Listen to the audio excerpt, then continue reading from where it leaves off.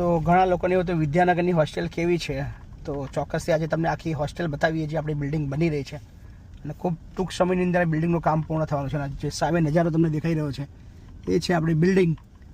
સો કેવી લાગી રહી છે ચોક્કસથી કોમેન્ટ કરજો અને આખા બિલ્ડિંગના દૃશ્યો તમને બતાવો. અત્યારે કલરનું કામ ચાલુ છે અને ટાઇલ્સનું કામ પણ ચાલુ છે.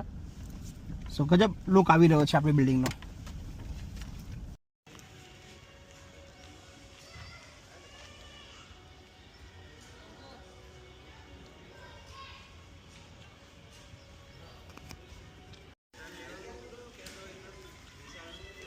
સો આ છે આપણી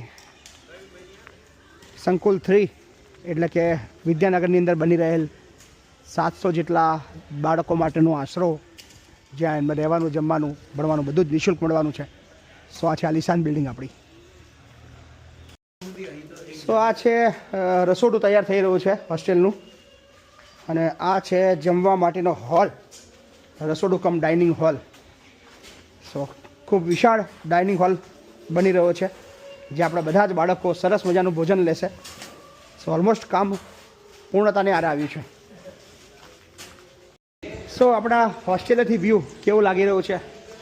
ગજબની જગ્યા છે. આપણા વિદ્યાનગરની અંદર બની રહેલી આપણી જે હોસ્ટેલ આ છે રૂમ, અને ખૂબ અદ્ભુત નજારો છે, ખૂબ અદ્ભુત સુવિધાવાળી આ જગ્યા છે. સો આ બધા રૂમ્સ અને બધી જ ફેસિલિટીથી સજ્જ એવા રૂમ બધા બની રહ્યા છે. સો કેવું લાગી રહ્યું છે ચોક્કસથી કોમેન્ટ કરજો. અને મજાની વસ્તુ એ છે અહીંયા લિફ્ટની પણ વ્યવસ્થા છે 6 ફ્લોર ઉપર.